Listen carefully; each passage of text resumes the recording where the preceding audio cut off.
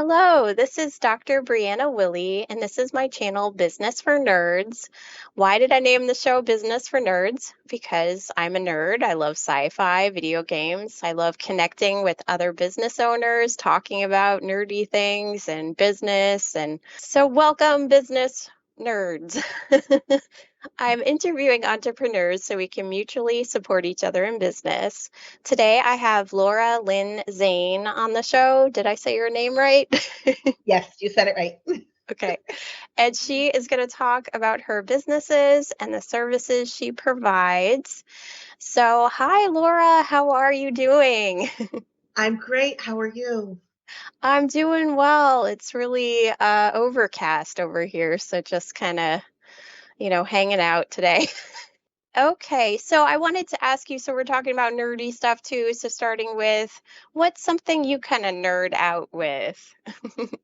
Okay. Harry Potter is my guilty pleasure. And then I'm also a huge Star Trek fan.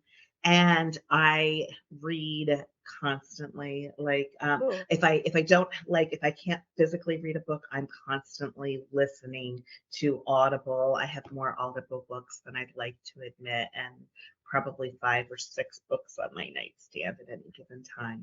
So That's yeah, so those are my neat. yeah. I have the Wheel of Time series on my nightstand right now. Have you read Oh, that? it's so good. Yes.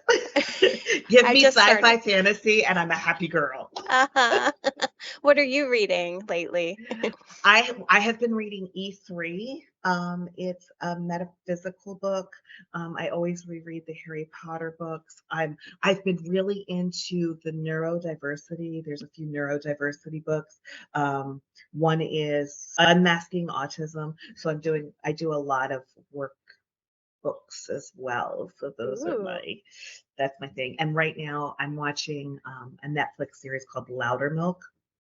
Loving it. It's dark humor about a guy who is a sober counselor for a group of people who are trying to get sober. And it's very dark and very funny. So those are the Mhm. kind of, stuff I get into. Neat. Very cool. And I think that's important to have our own interests and hobbies to protect from burnout, compassion fatigue, and all that type of thing.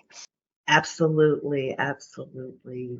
I'm big Hmm. into getting my hands dirty, so I'm also like a plant. I have more plant knowledge than the average bear. So, That's so neat. I see the beautiful plants behind you. It looks so relaxing, so neat. Okay, so shifting into businesses. So, which one do you want to talk about first? Sage Synergy, coaching for empaths. Did I get well, those let's right? talk about yes. Let's talk about Sage first. They kind of feed off of each other with a different direction. And Sage has been Sage is my oldest baby, and then coaching is my most recent baby. So neat. Yeah, so what do you provide in Sage Synergy? So I have an online therapy practice. It is for highly sensitive, empathic, and intuitive, primarily women. I also see children. I will see Hmm. men as well if they identify as highly sensitive. I like the highly Hmm. sensitive, neurodiverse people. I also work Hmm. with highly sensitive, neurodiverse teens. I'm online therapy. So if they're old enough to do online, I'll work with, as young as 10 but have a ton of experience with kids and do that. I do Hmm. take the homeschool scholarship, so the Florida homeschool scholarship. So I'll take that for Oh, people as well. So yeah, neat. I didn't know that.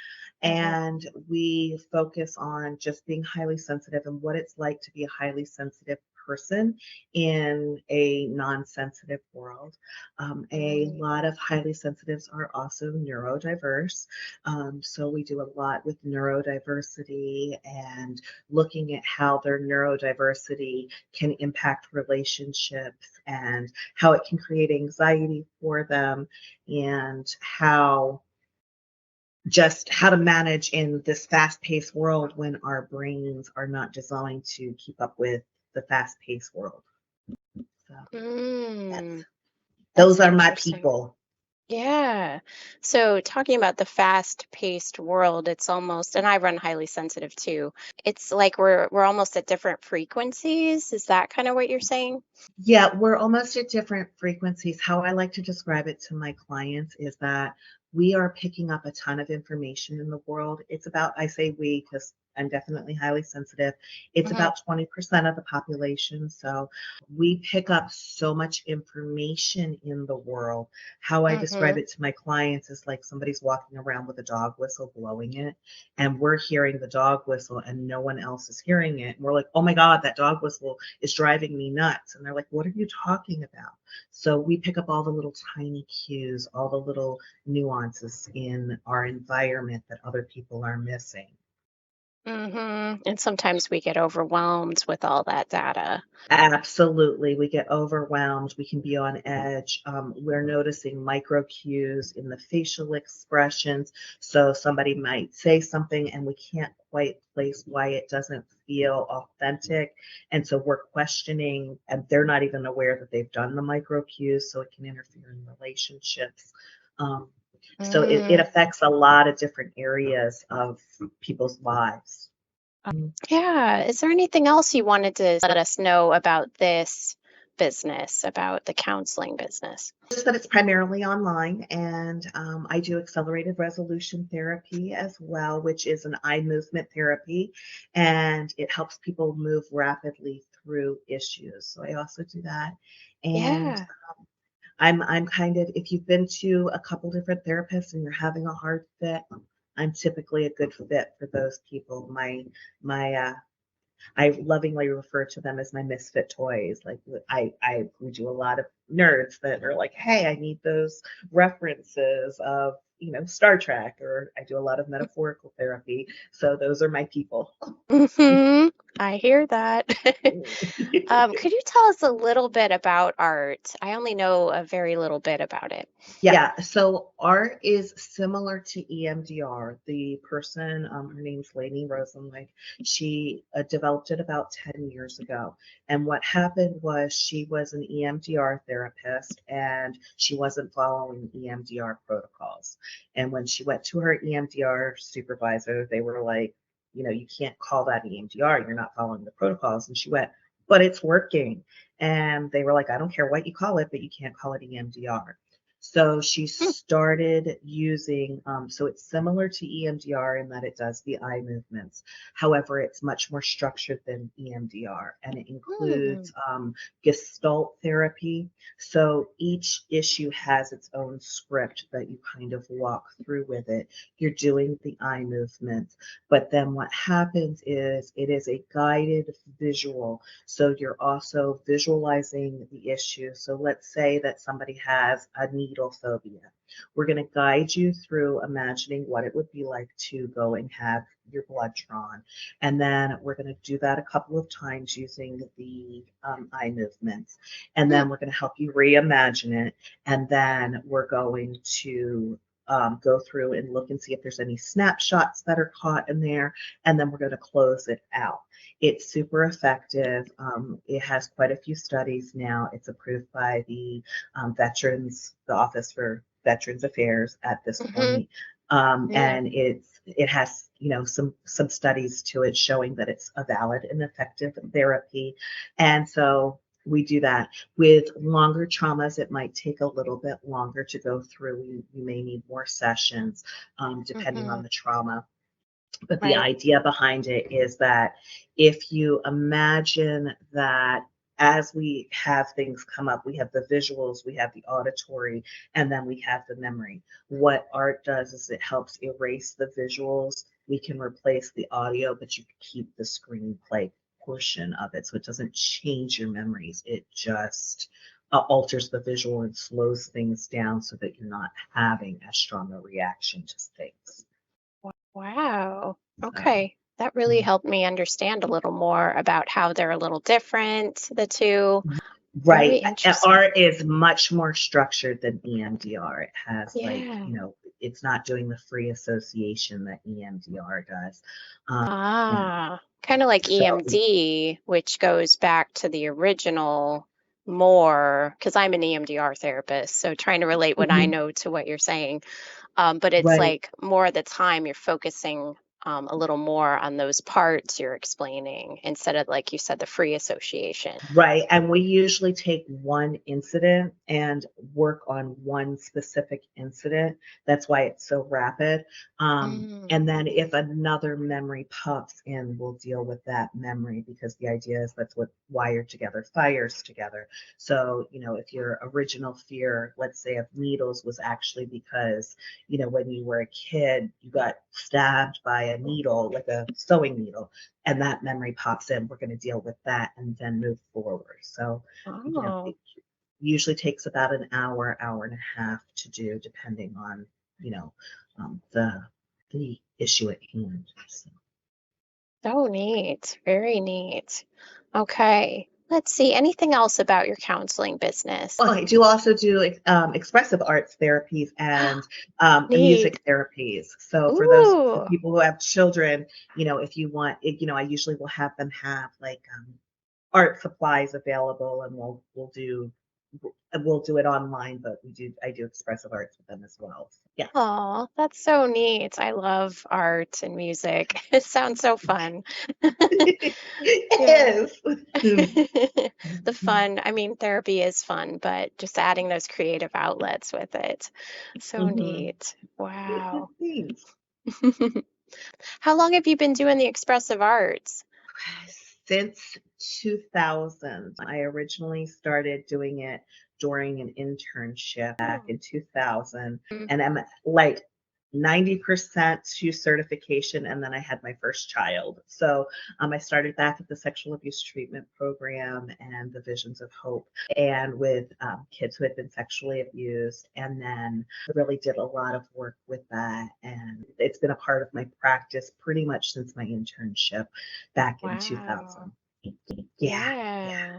So quite an So, expertise there. yes, Hmm. yes. And I was a preschool teacher before that. So it seemed to be like a natural flow into expressive arts because, that's what Yeah. you do with Hmm. preschoolers.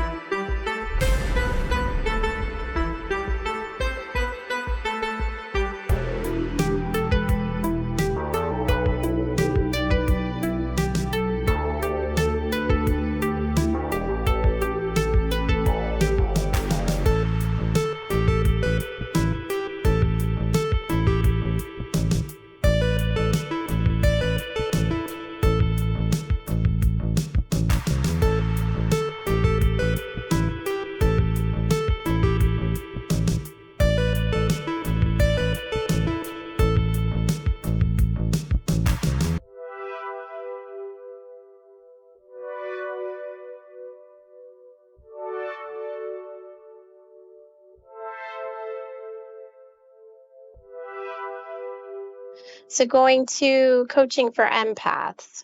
Could you tell us about Yes. that?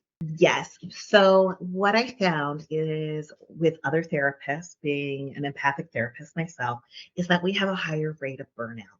And we struggle with seeing as many clients as a normal therapist, right? So a normal therapist might be able to see 30, 35 clients a week and not get burned out. For those of us who are intuitive and empathic and HSPs, we might be able to see, our max might max out at 24.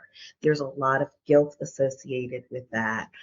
So Hmm. part of what my coaching for empaths is all about is it's about how to set up your private practice so it's authentic to you, so that we have as highly sensitives, we have a real hard time presenting one face professionally and another face personally. So part of it is being authentic. It's called I have a course called the Authentic Private Practice, and it's about showing up who you are as you are all the time, and also you caring for yourself and your high sensitivity by doing things like looking at your scheduling.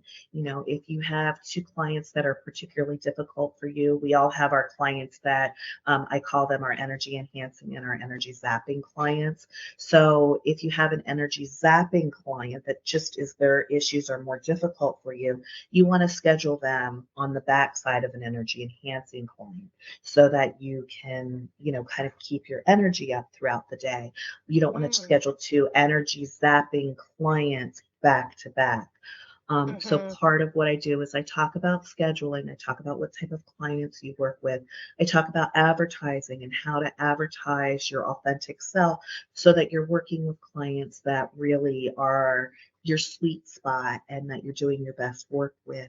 And I combine that in the course with breaking down how to set up your business. So there's some pieces of setting up your business, doing the basics and breaking it down into like an 8-week course, but then also at the same time looking at your ideal client. What does your schedule look like? What does your environment look like? And combining all those things to prevent burnout and keeping from getting sensory overload. And so I do it through a Mm. course. I also do individual coaching and working with people on developing that private practice that's really for them. And then I also have a course on just overall boundary setting for people in general. So if they're Mm. non-therapists, it's using a method I developed called the BEST method. It uses, it's called best interest, and it's using this before you say yes to something. Does it benefit you in some way? Do you have the enthusiasm for it? Do you have the stamina for it? And then do you have the time? And then can you give that without any strings attached? So I break those down into, because what I found also is people who are empaths, we often feel guilty about saying no, right? Because we're getting our own stuff, but then oftentimes we can feel the other person's disappointment, frustration, annoyance, whatever. We can feel that. So we're getting double whammied. And so I talk about Wow. that in the course as well. That sounds like an excellent course. Well, both your courses. So you have two? I Is that have what you're two saying? courses on there. Yep. Yes. Yes. Yes. Mm-hmm. Mhm. Sound really, really powerful, helpful. So the one's directed more towards counselors and to run empathic, and then the other Mhm. one's more for general, just people struggling with boundaries and hmm. Yes. Yes. Yes. Mhm. Wow, so neat. Thanks. And that's so needed, with just all the things that get thrown at therapists and people in general. Absolutely, absolutely. There's so much being thrown at therapists, well, and people in general, but like, and Mm. the other thing we talk about, like, is, if you're a therapist that's also an empath, you may not want to watch the news, like, because we're hearing word, not that you don't want to be aware of what's going on in the world, but visually, we pull in so much information and it's all burnout prevention. If you feel like you're powerless in the world, it makes it much harder to go in and do your job. Right. So setting boundaries there around what There, we're allowing in, what we see, what we hear, being careful. Mhm. absolutely, absolutely.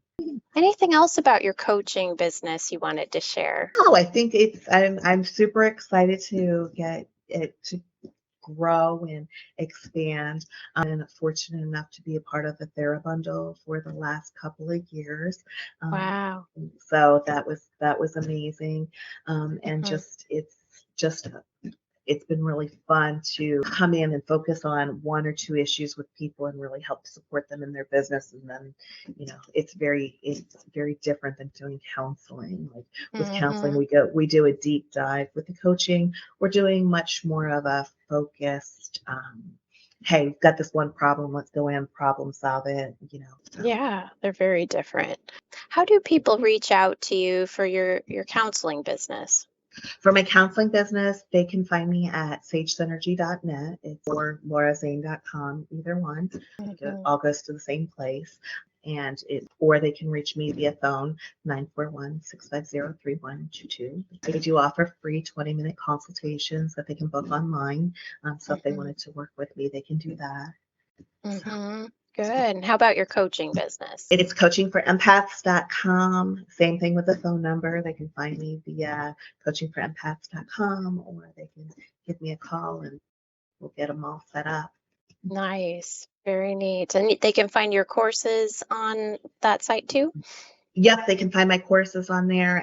If they're not sure, if they're like, I'm not sure about this lady, they can also find me. I'm on Instagram and Facebook as well. Okay. Anything else you want to share with us? Oh, I think that that's probably it. I'm so excited that you're doing this. It's amazing. Oh, thank you. Thank you so much for being on the show. And thank you, everyone, business nerds, for listening. And follow Laura Zane.